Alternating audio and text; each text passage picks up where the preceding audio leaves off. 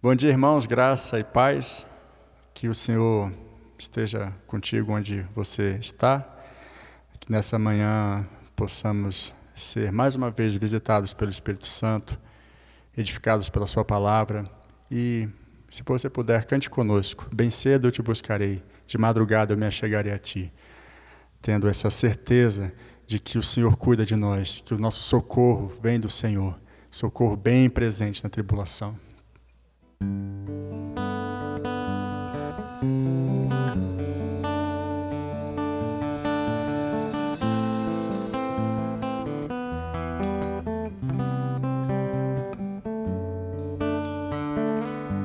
Bem cedo eu te buscarei, de madrugada eu me achegarei a ti. Minha alma te anela e tem sede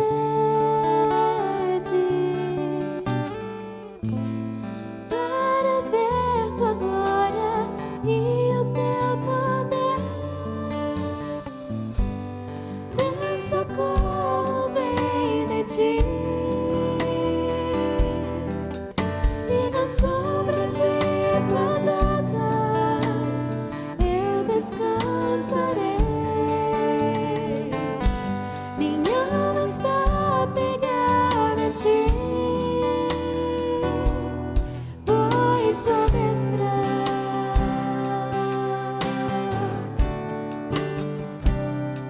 me tem sustentado. Oh, tua destra me tem sustentado.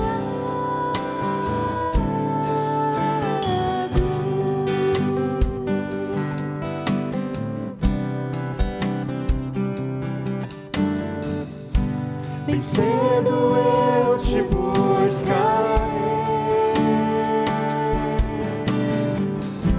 de madrugada eu me achegarei a ti.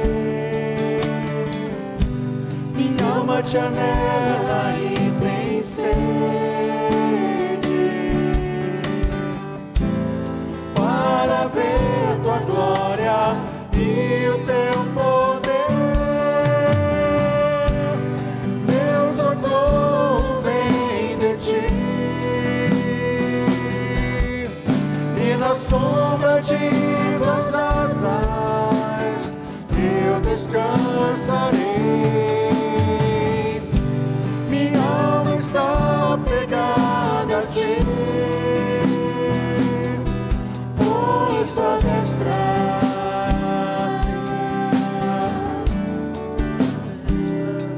me tem sustentado. Oh, tua destra me tem sustentado. Meu socorro vem de ti, e na sombra de tuas asas eu descansarei. Minha alma está apegada a ti, pois tua destra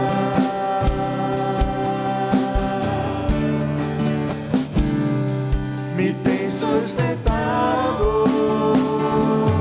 Oh, tua destra me tem sustentado.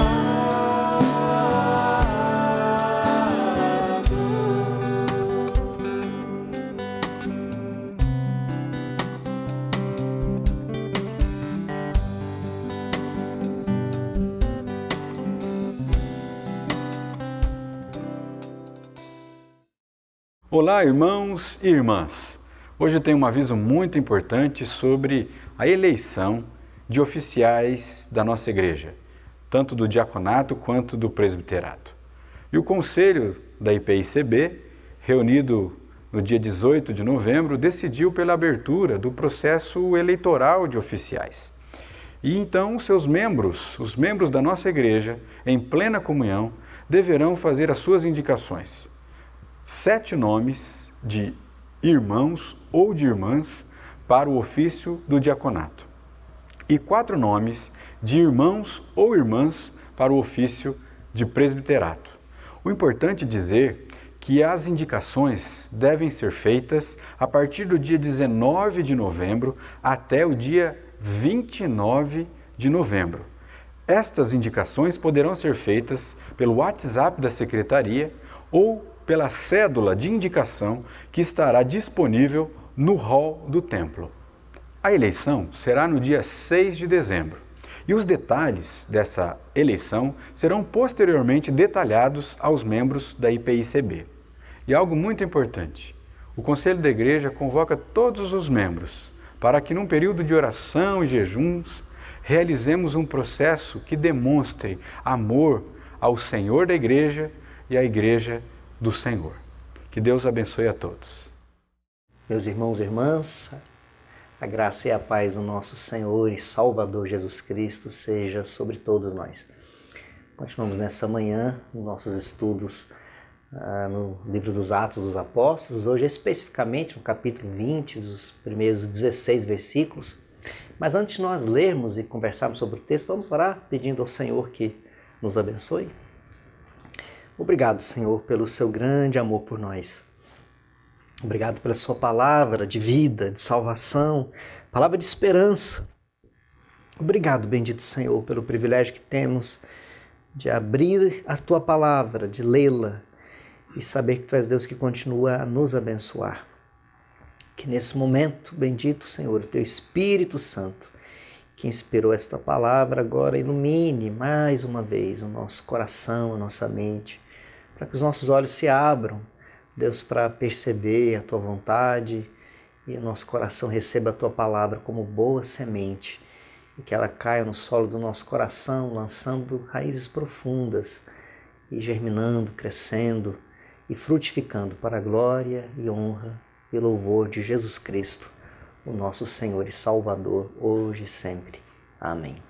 Vamos então ler Atos dos Apóstolos, capítulo 20, verso 1, que nos diz assim: cessado o tumulto, Paulo mandou chamar os discípulos e, tendo-os encorajado, despediu-se e foi para a Macedônia.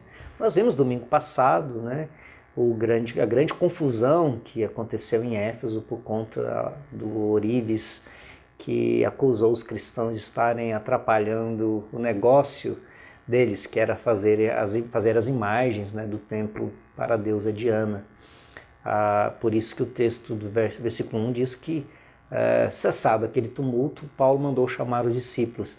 Veja que Paulo, portanto, estava escondido, possivelmente refugiado em algum lugar, Lucas não nos conta, mas o fato é que quando cessa essa confusão, Paulo convida os cristãos, os discípulos de Éfeso, e os encoraja, e vai para Macedônia, vai para Filipos. Nós vimos domingo passado que ele havia enviado antes Erasto e Timóteo para Filipos para a coleta que seria levada para Jerusalém.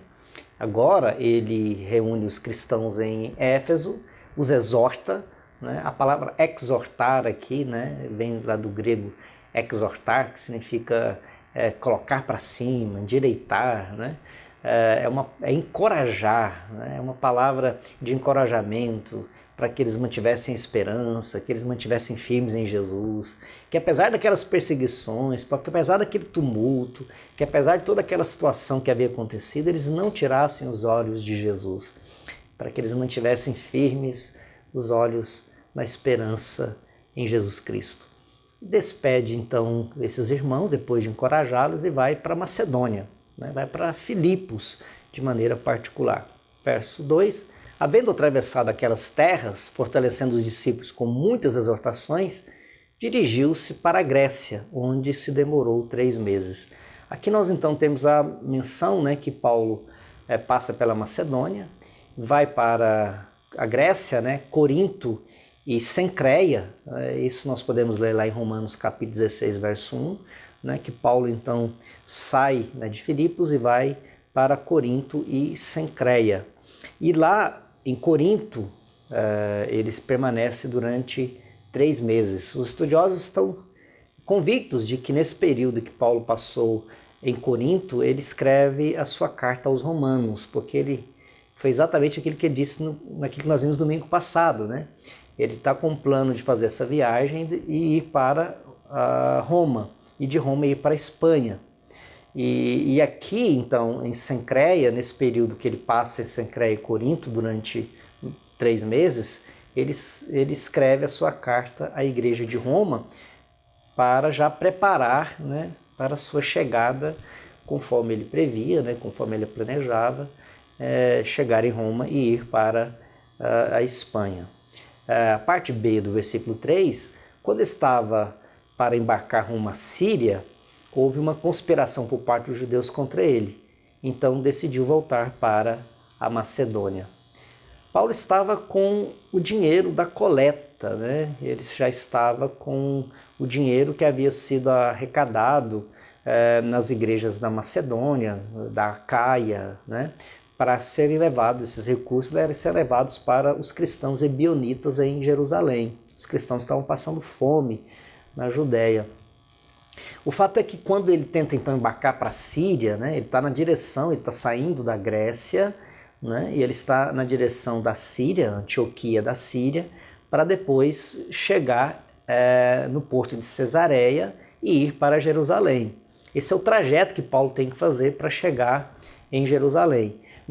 Mas há um ataque contra Paulo, né? E alguns estudiosos entendem que talvez fosse um ataque para matá-lo, um plano para matá-lo e roubar o dinheiro que ele está portando. Nós não temos os detalhes, né? Lucas não nos dá esses detalhes, mas é possível que se trate aí de uma tentativa de matar Paulo, não apenas por questões religiosas, mas também para roubar o dinheiro. Ele volta para Macedônia, ele volta para Filipos, né? Verso 4, acompanharam-no Sópatro de Bereia, filho de Pirro, Aristarco e Secundo de Tessalônica, Gaio de Derbe, Timóteo e também Tíquico e Trófimo da província da Ásia. Aqui nós temos uma caravana composta ao todo por 9 homens, e esses 9 homens representam as regiões, né, das províncias da Macedônia, da Galácia e da Ásia.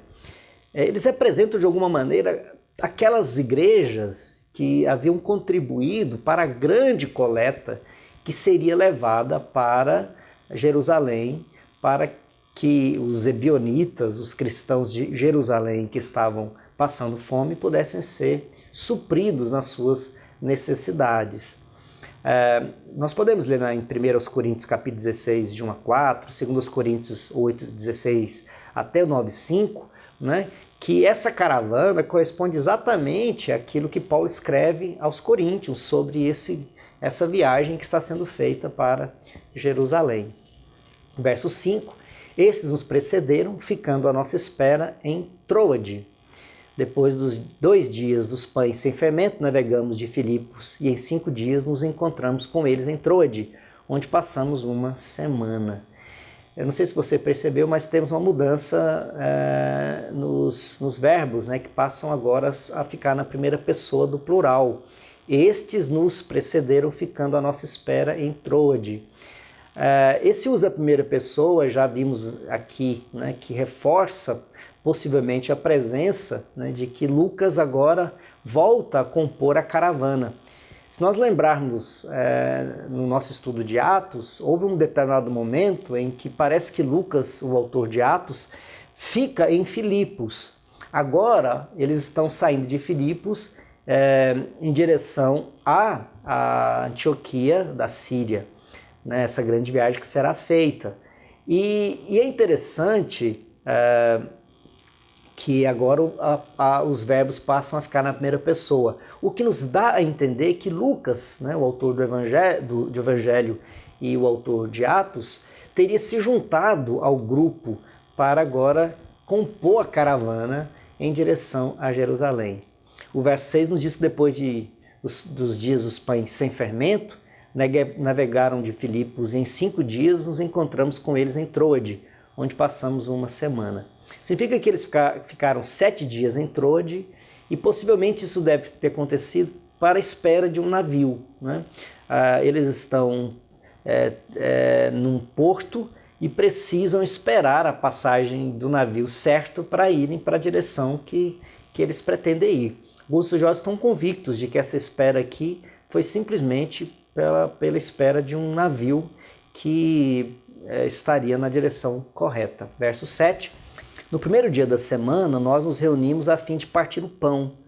Paulo, que pretendia viajar no dia seguinte, falava aos irmãos e prolongou a mensagem até a meia-noite.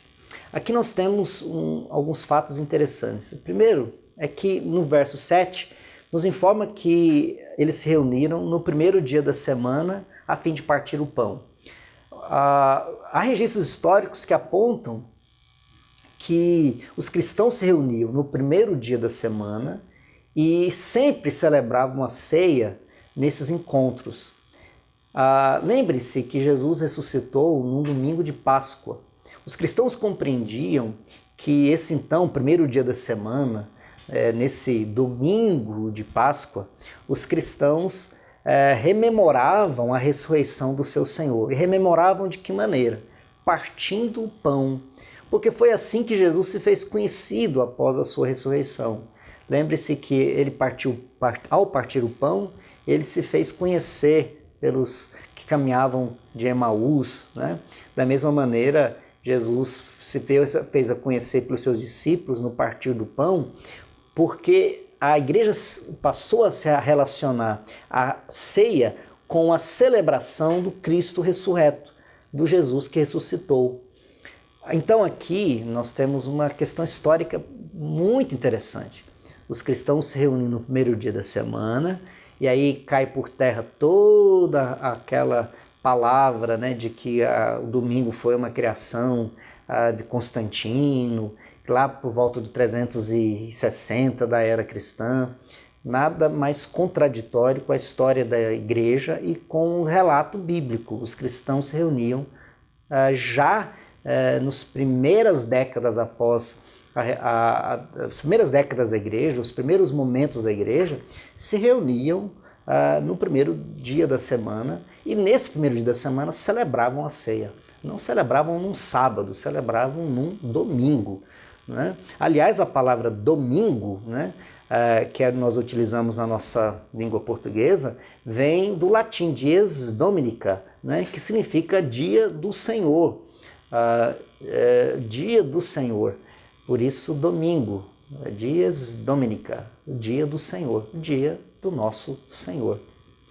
Ora, o fato é que Paulo então começa a pregar, né? Aqui Lucas usa a contagem do dia romano e não o dia judeu. Ele começa no final da tarde, portanto, desse domingo, e Paulo vai até, né, pregando até por volta da meia-noite. Ele vai pregando essa mensagem por um longo tempo, né? Verso de número 8, havia muitas lâmpadas no cenáculo onde estávamos reunidos. É bastante interessante o fato de que nesses versículos que contam sobre o episódio da morte e ressurreição do Eutico, tenhamos tantos detalhes, né, nessa narrativa, o que comprova que realmente o narrador estava presente. Ele faz questão de contar sobre as muitas lâmpadas que estavam no cenáculo quando estavam reunidos. E nos conta que esse jovem, né, verso 9, um jovem chamado Eutico, que estava sentado numa janela, adormecendo profundamente durante a prolongada mensagem de Paulo, vencido pelo sono, caiu do terceiro andar abaixo. Quando levantavam, estava morto. Aqui nós precisamos entender um pouco essa cena, né? Tem um cenáculo, está no terceiro andar, o que demonstra que essa era uma casa avantajada, né? Uma casa grande para o padrão da época, uma casa de uma pessoa que tinha muitas posses. E havia um cenáculo capaz de reunir um grande número de pessoas, assim que os cristãos se reuniam, né? Se reuniam nas casas, geralmente das casas das pessoas que tinham condição de abrigar um número de irmãos e irmãs. Um jovem, né? Aqui a palavra que Paulo usa aponta que era uma criança de 8 a 14 anos de idade. O seu nome é Eutico, que era um nome comum de escravo, afortunado. Então nós temos uma criança de 8 a 14 anos, um escravo, como muitos dos cristãos eram, né, escravos, sentado numa janela. Talvez ele estivesse na janela porque a quantidade de lâmpadas queimando no cenáculo, no terceiro andar, talvez sem muita ventilação, a densa fumaça que sai desses candelabros, né, essas candeias, torna o ar denso, e talvez ele vai para a janela para conseguir respirar um ar mais puro, um ar mais fresco, mas ele é uma criança, né? E ele está ali ouvindo Paulo, talvez tenha trabalhado durante o dia. Lembremos-nos que as crianças de 8 a 14 anos eram colocados para os trabalhos manuais, às vezes pesados. Talvez ele estivesse muito cansado de um dia de trabalho, nós não sabemos, mas ele dorme profundamente ao ouvir Paulo falar, porque Paulo prolonga na sua mensagem. Um fato interessante é que Paulo começa a falar aqui, e o texto continua nos dizendo que Paulo vai até amanhecer o dia, o que faz com que qualquer sermão do pastor que pareça ser longo, ser uma mensagem muito pequena, né? Porque o Paulo aqui deve ter pregado muitas e muitas horas, de acordo com o relato que nós temos aqui nesses versículos. O fato é que o jovem cai do terceiro andar, a altura faz com que ele, ao cair, esteja morto ao ser levantado. Verso 10, mas Paulo desceu, inclinou-se sobre ele e, abraçando-o, disse: não fiquem alvoroçados, pois ele está vivo. Subindo de novo, Paulo partiu o pão e comeu, e lhes falou ainda por muito tempo até o amanhecer, e assim partiu. Então conduziram vivo o rapaz e sentiram-se grandemente confortados. É fato que o acidente não nos faz cancelar o culto, né? Na verdade, o acidente faz com que o pregador, Paulo, saia do local do cenáculo, desça junto com os irmãos até onde está o Eutico, que está morto. Há uma ressurreição, né? O fato é que o menino volta à vida e eles voltam para o local do culto do cenáculo, eles celebram a ceia e continuam o culto até o amanhecer do dia, quando Paulo continua a falar. Eu fico pensando no privilégio que esses irmãos sentiu naquele momento de ouvir o apóstolo Paulo pregar, ensinar. Que privilégio que era ouvir a mensagem do Evangelho. Essas pessoas que saíram do mundo pagão, com o coração que não conhecia a luz, né, da verdade do Evangelho, agora conhecendo Jesus, a alegria que era ouvir o Paulo falar sobre a mensagem do Evangelho que os havia libertado, salvado, curado, transformado, renovado, que os havia tirado das trevas para a maravilhosa luz. O que será que Paulo falou por tanto tempo? Imagino que Paulo falou aquilo que ele escreveu nas suas cartas, que Jesus Cristo é o nosso Senhor e Salvador, e que devemos olhar para Ele, e que a nossa vida pertence a Ele. Talvez eu tenha falado sobre a necessidade dos irmãos permitirem cada dia mais a vida ser guiada pelo Espírito Santo, porque se vivemos no Espírito, devemos também andar no Espírito, né? O incidente no momento da ceia não seria aqui uma maneira também de Lucas apontar que a ceia é presença da ressurreição e não da morte? Quando eu li esse texto, eu sempre penso nessa perspectiva, né? Estavam celebrando a ceia, era para partir o pão, há uma morte, mas há uma ressurreição e depois há a celebração da ceia. E parece que como esse ato é narrado, quer nos mostrar que a ceia é presença da ressurreição, de vida e não de morte. Não cabe morte naquele momento em que a ressurreição está sendo celebrada. Verso 13, nós, porém, prosseguindo, embarcamos e navegamos para Assos, onde deveríamos receber Paulo, porque assim nos havia sido determinado, devendo ele ir por terra. Ir por terra não é explicado, né, por Lucas. Lucas não nos diz o motivo por que Paulo tem que ir por terra. Será que era algum perigo? Fato é que a viagem pelo mar era mais demorada do que a viagem por terra, né? Paulo demoraria menos tempo, talvez menos de 1 hora esse percurso por terra. E Paulo faz esse percurso por terra, por quê? Eu penso que Paulo queria ficar um pouquinho mais, né, ali com os irmãos e talvez confirmar que estava tudo bem com Eutico, podendo ficar um pouquinho mais, partir, porque a passagem pelo mar ia ser demorada. Ele vai ali por terra, talvez vai sozinho, talvez vai falando com Deus, conversando com o Senhor, talvez ele precisava de um momento de estar só e de caminhar com Deus, caminhar falando com Jesus. Eu imagino que é isso que Paulo faz. Ele manda a caravana pelo mar, ele pede para a caravana ir pelo mar e vai por terra, porque ele quer ter um momento a sós com Deus. Verso 14. Quando se uniu conosco em Assos, nós o recebemos a bordo e fomos a Metilene.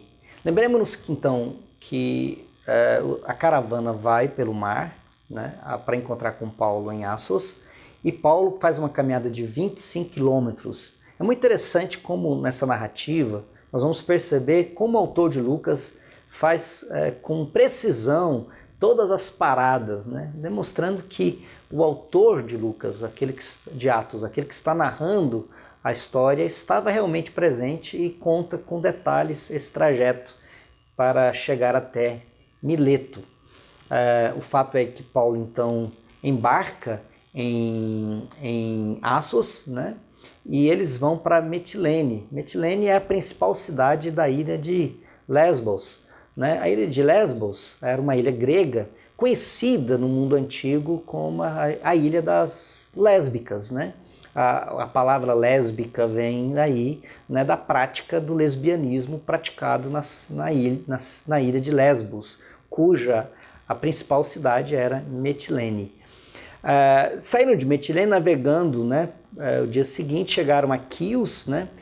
A ilha de Quios era uma ilha também, uma dessas pequenas ilhas, né, gregas, também muito importante por conta do seu porto.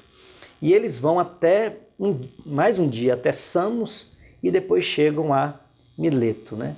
Essa ilha de Samos fica a oeste de Éfeso, né? E eles vão para Mileto, que é o porto continental próximo ao rio Meandro.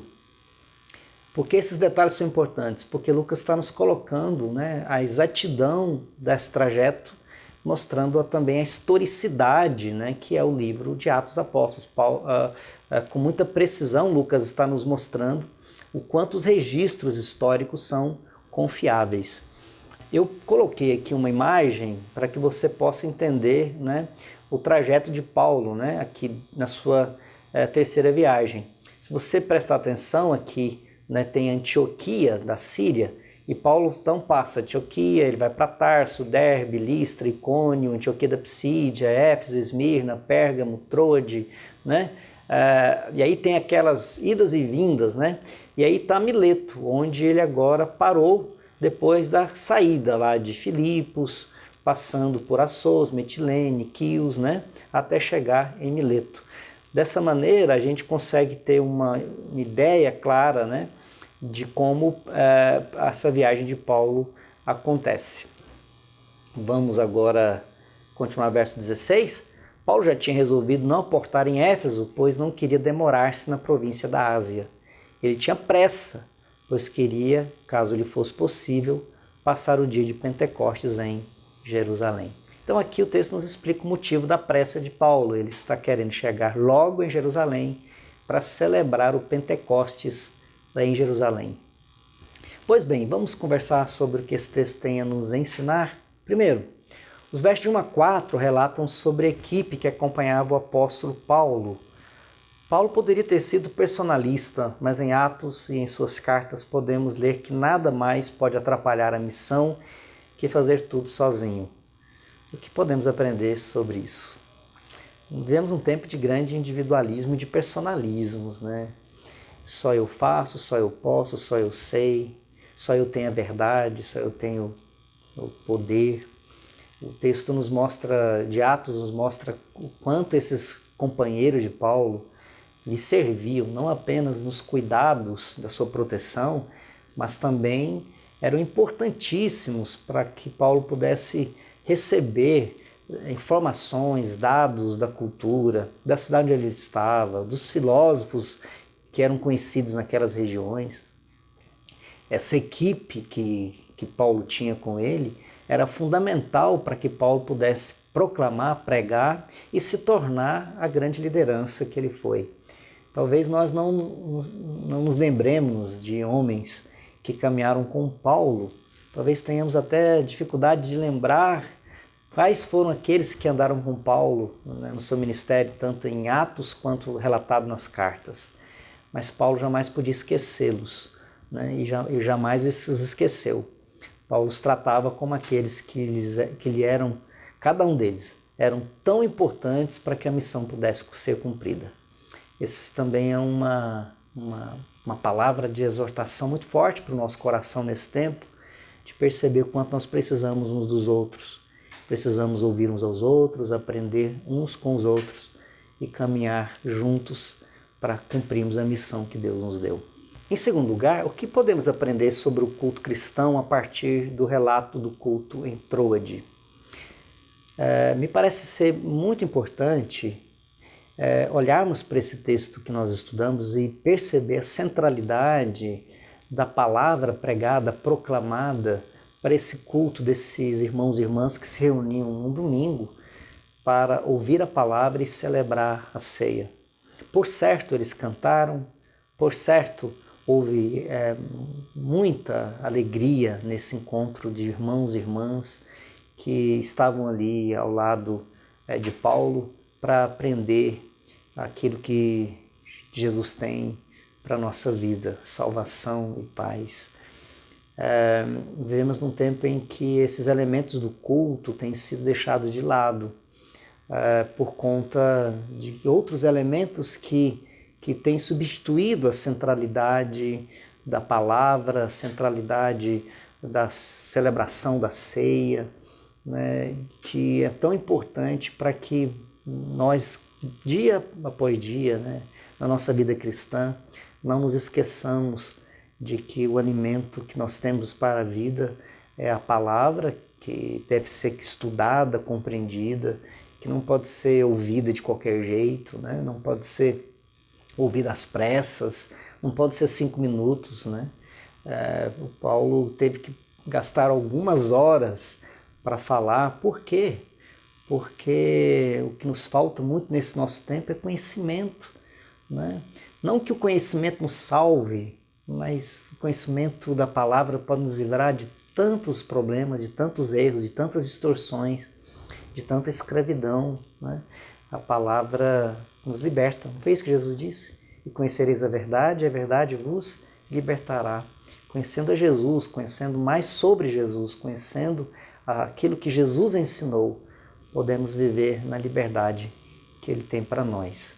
Que possamos nos lembrar disso, né? O culto como celebração, como ato de louvor é muito importante, como ato de comunhão é muito importante, mas o que o texto nos aponta é a centralidade da palavra e da ceia como elementos que aquela igreja se reuniu para celebrar. E por último, se você estivesse em Troade, como você reagiria diante da duração do culto? Será que nossa pressa e o culto de acordo com nossa preferência, gosto, entretenimento, não revela também que o eixo central da fé cristã sofreu um enorme desvio? Esse é um ponto muito delicado, né? Um ponto muito complexo. É o eixo da fé cristã que sofreu um enorme desvio. Hoje, a busca pelo entretenimento, do culto que satisfaça ao meu prazer, que satisfaça as minhas vontades, o culto que me alegra, né, tomou lugar do culto que me desafia, que me questiona, da palavra que aponta para os meus pecados, os meus erros, para o culto que na leitura das Escrituras, nas orações, na pregação, me questiona o meu modo de viver, meu modo de pensar, meu modo de agir, o meu modo de falar, de agir nesse mundo. Veja que o eixo muda, né? Ele altera o ponto central. Agora, né, o homem hedonista, que tudo faz por prazer, é colocado no centro. E Deus, que é o que age, que nos convida para falar-nos através da sua palavra, para se revelar-se a nós pela sua presença gloriosa, às vezes é deixado de lado, né? A palavra que deveria nos questionar para provocar uma mudança de vida, mudança de pensamento, se torna uma palavra que eu preciso ouvir para ser empoderado, para tomar uma atitude, para ser melhor, conquistar melhor os meus planos, ter mais sucesso na vida. Às vezes a impressão que se dá é que se não tem uma pregação da palavra, do evangelho, mas uma palestra de coaching, né? Para tornar você mais empoderado, mais poderoso, mais abençoado. E esse abençoado significa ter sucesso, né? De fazer as coisas com sucesso. E é claro que o coaching, o encorajamento, tem o seu local, tem o seu lugar, né? O pastor não está falando mal dessas práticas. Eu estou querendo dizer é que esse lugar não é lugar do culto, né? É lugar do púlpito. O púlpito é o lugar de ouvir a palavra, e a palavra, já dizia Dietrich Bonhoeffer, que a palavra nós devemos ler não apenas por nós, mas também contra nós, né? Devemos ler a palavra e perceber que nem sempre ela nos reafirma, nos afirma, mas ela também nos questiona, nos desafia, nos chama a conversão, nos chama a mudança, nos chama ao discipulado, nos chama ao arrependimento, nos chama a confessar os nossos pecados, reconhecer que dependemos de Deus, né? Veja que o eixo, quando muda da glória de Deus, da palavra de Deus, para nossos interesses, para a nossa vontade, para o nosso prazer, ele também muda a nossa forma de não apenas cultuar, mas a nossa forma de viver no mundo, a nossa forma de expressar essa mensagem para o mundo. Isso é extremamente complexo, extremamente importante que nós, enquanto igreja, temos consciência disso. Quando nós estamos no tempo para cultuar, qual é o eixo central da nossa adoração, do nosso culto? Vamos pensar nisso? Que Deus nos abençoe. Vamos orar? Obrigado, Senhor, pela sua palavra desafiadora ao nosso coração. Precisamos tanto, tanto, Jesus, do seu grande amor por nós, que nos desafia pela sua palavra a viver com fidelidade aquilo que o Senhor tem para a nossa vida e na nossa missão nesse mundo. Abençoe-nos enquanto igreja, para jamais perdermos o eixo central da nossa adoração, do culto, do nosso momento em comunidade reunida, que seja, acima de tudo, para ouvirmos a Tua voz, ouvirmos a Tua palavra, sermos desafiados por ela, sermos encorajados por ela, mas também sermos convertidos por ela. Que o Senhor nos dê a Sua palavra, palavra poderosa, e que tenhamos ouvidos para ouvir e que não tenhamos pressa para Te ouvir. Que o nosso coração esteja assim, como aqueles irmãos lá em Troade, com o coração aberto para Te ouvir. Porque a Tua palavra, e na Tua palavra, na celebração do culto, na celebração da ceia, na celebração desse momento, não existe lugar para a morte, existe lugar para a vida. Os mortos ressuscitam. É assim, quando o Evangelho é pregado, os mortos ressuscitam.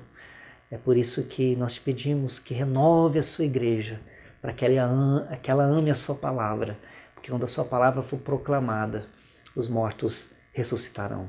É assim que nós cremos, os olhos se abrirão para a ressurreição da vida em abundância, da vida eterna. Nós oramos em nome de Jesus, para a glória do Teu nome, hoje e sempre. Amém.